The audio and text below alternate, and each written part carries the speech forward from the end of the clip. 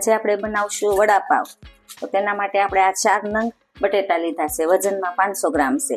અને આદુ, મરચાં, લસણ અને મીઠો લીમડો આપણે અધકચરો વાટી લીધો છે. આને આપણે આની અંદર એડ કરવા માટે જેવો તેવો આપણે આને સાતળી લઈશું તેલની અંદર. તો આપણે આમાં તેલ મૂકી દીધું છે, તો આને આપણે તેલની અંદર એડ કરી દઈશું.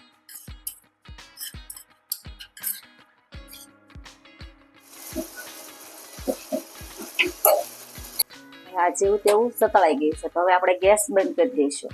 અને હવે આપણે આ બટેટાને મેશ કરી લઈશું, પીસી લઈશું.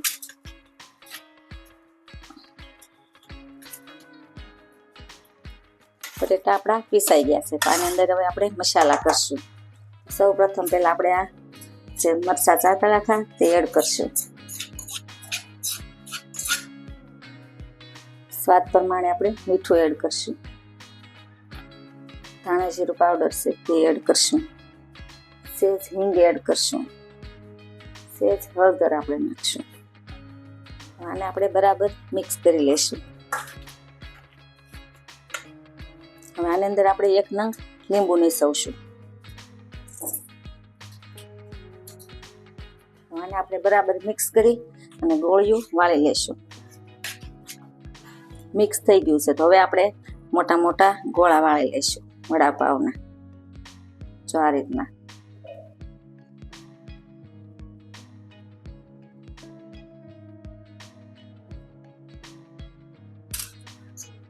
આપણે વડા વાળી લીધા છે, તો 8 નંગ બન્યા છે. તો આને હવે આપણે સાઈડમાં મૂકી દઈશું. અને હવે આપણે બેટર બનાવશું ચણાના લોટનું. બેટર બનાવવા માટે આપણે તપેલી લઈ લીધી છે, તો આની અંદર આપણે ચણાનો લોટ એડ કરશું. સ્વાદ પ્રમાણે મીઠું એડ કરશું.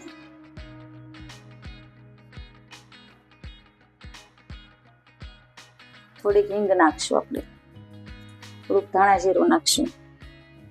સેજ આપણે હળદર નાખશું. આને આપણે મિક્સ કરી લઈશું.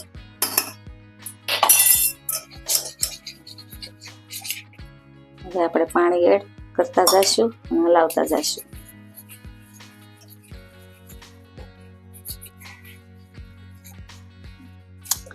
જો આપણું બેટર બનીને તૈયાર થઈ ગયું છે, તો આ રીતના આપણે બેટર બનાવ્યું છે. તો હવે આપણે મરચાંની પટ્ટી પાડી લીધી છે, તો આપણે સૌ પ્રથમ પહેલા આને તળી લઈશું. તો તેલ આપણે ગરમ કરવા મૂકી દીધું છે, તો આ પટ્ટી આપણે પહેલા બોળીને મૂકી દઈશું.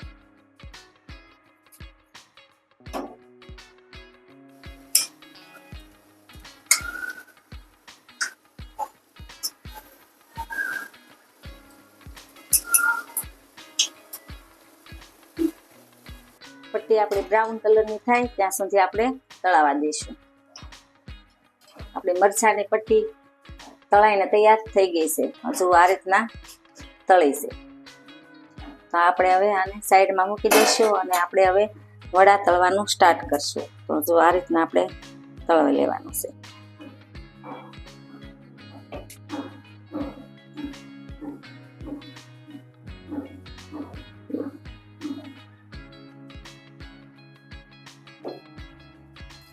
આ રીતના આપણે બધા વડા તળીને તૈયાર કરી લેશું.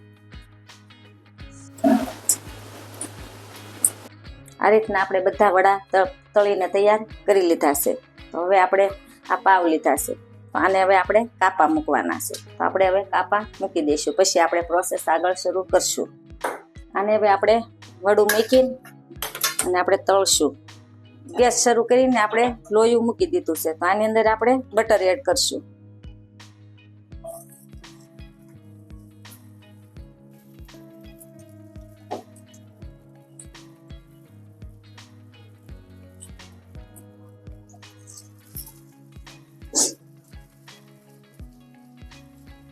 બટરમાં આપણે આને તળવાનું છે જેવું તેવું. આપણું વડાપાવ બનીને તૈયાર થઈ ગયું છે. આ રીતના આપણે બધા વડાપાવને આપણે તળી લેશું બે બાજુ. વડાપાવ આપણું બનીને તૈયાર થઈ ગયું છે. તો આ ખજૂર આમલીની ચટણી છે, આ ટમેટાનો સોસ છે, અને આપણે આ મરચાં છે. તો આ જો કોઈને વિડીયો ગમે તો લાઈક કરજો, શેર કરજો અને કોમેન્ટ કરજો.